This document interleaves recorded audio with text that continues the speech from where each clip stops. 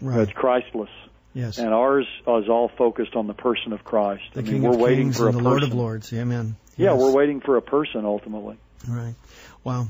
Well, speaking of Armageddon, let's talk a little bit more about this, Mark. I mean, this is what this is leading up to is another climactic moment. Of course, the main climactic moment that you mentioned that we're as Christians looking forward to, of course, is the return of the King of Kings and the Lord of Lords.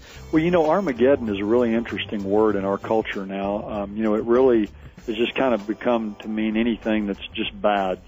People say, "Oh, that's Armageddon." I remember that movie that came out, Right. about some meteor that was approaching the Earth. And remember, I was in McDonald's one day with my kids. That was back years ago, and they were younger, and they're having a hamburger with them. And I looked down at the cup that I was drinking out of, and it had Armageddon on it. It was a thing for this movie. Mm-hmm. I thought, these people have no idea what Armageddon is. The word Armageddon is only used one time in the Bible, in Revelation 16. And it's a Hebrew word, and it's made up of two words, har, which means mountain, and Megiddo, or Mageddon, which is Megiddo, which is a place up in northern Israel. And have you ever been to Israel? Have you been to No, Megiddo, I have not, but I'm going next year for sure. Good. Well, usually the first day you're on a tour there of Israel, you go up around, you see Mount Carmel, and you go to Nazareth, but you stop at Megiddo.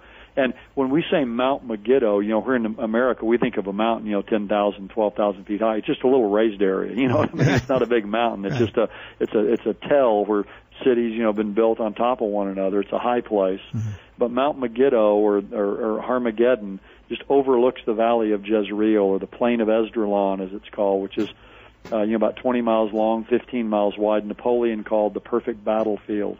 So Armageddon is a literal place.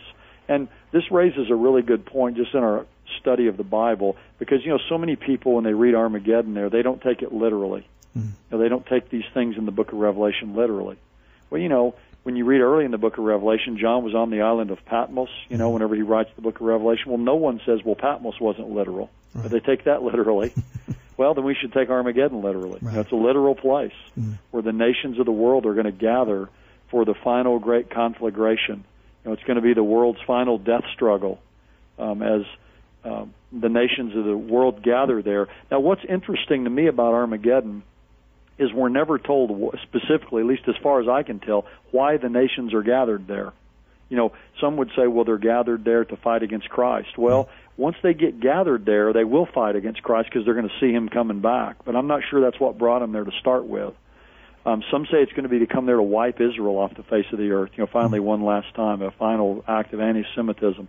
Others would say, no, the Antichrist is centered there, and all these other nations are coming to fight him, because they're sick of what's going on in the world. The world's unraveling through all these judgments. So I'm not sure in my own mind exactly what brings everybody there, but when they get there, part of it, I think, certainly is to destroy Israel, because that would be my idea. Because if you read Zechariah 14, it says all the nations are going to come. Zechariah 12 and 14, all the nations are going to come against Jerusalem. They're going to all be gathered there. So it seems they're coming to wipe Israel out. But when they all get there, God is going to appear, Christ is going to appear in the heavens, and they're going to all turn to fight against him, against the returning King of Kings and Lord of Lords. And it's going to be the shortest battle in history. It says he's going to slay him with the sword that comes out of his mouth, which obviously the sword in the Bible is his word. Right. So, like my old seminary professor, Dr. Pentecost, said one day, I had a class with him, he says, all Jesus is going to have to do is just come back and say, drop dead. Mm-hmm. It's going to all be over. And the nations, will be destroyed there in the valley. And really, Armageddon is going to span really the whole length and breadth of the nation of Israel.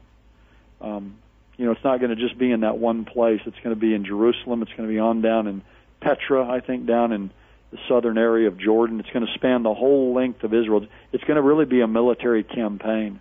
Wow. But it's going to culminate with the second coming of Jesus Christ. So, the two great events that climax the tribulation period are the campaign of Armageddon and then the second coming of Jesus Christ. That's what really ends it all. Well, Mark, you imagine how are the news reports going to be at that time? Speaking of the technology, I mean, here you've got America, and then the focus point there in Megiddo. how is that going to be reported? I mean, are we, we're going to see, I got to imagine that no matter where you are on the planet, you're going to see Jesus coming with his army. Well, that's right. Dr. Walvoord, who I got the privilege to study under a bit and used to meet Dr. Walvoord and talk with him a lot. He said that he wondered if the second coming might not last 24 hours. Because it says every eye will see him. Mm-hmm. So, the Earth's going to be rotating. Right. And now it could be, Dr. Walvoord also pointed out, just he's going to come and his presence will kind of just circumvent the Earth. You know what I mean? Everybody will see him. But it could be. Now think about that. If his coming lasts for 24 hours, in other words, it's just a slow procession, coming down to Earth. You talk about dramatic. Wow. Seeing him coming. Now the rapture, we need to remember the rapture is going to happen in the moment, in the twinkling of an eye. Mm-hmm. Everybody's not going to see him then. Only his own will see him. Mm-hmm. We're going to be caught up to meet him in the air. Right. But the second coming is at the end of the tribulation when he actually comes back to the earth to rule, to reign, to judge the nations. But how will people report this? And if it is this kind of slow procession over a 24-hour period, think about that.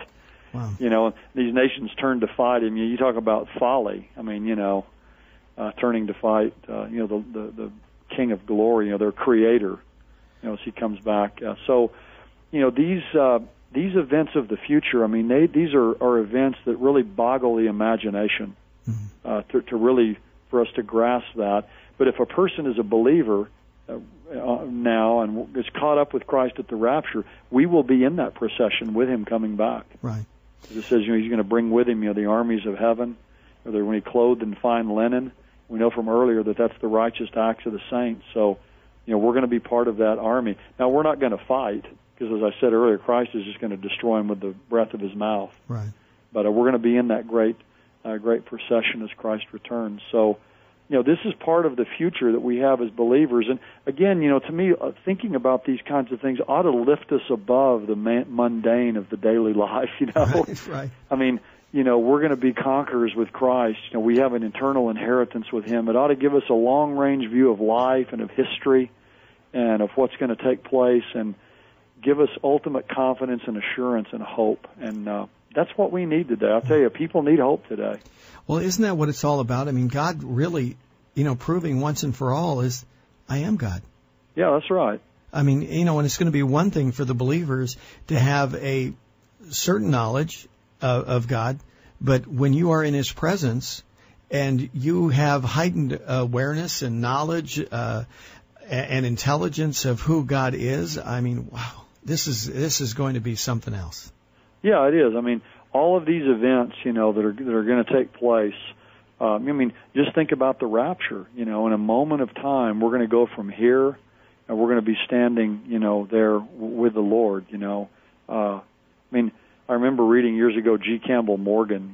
He used to make the comment. He said he'd prayed every morning. As a great preacher from England, he said he'd pray every morning and say, think to himself, perhaps today, this may be the day when the Lord comes and interrupts my work and begins his own.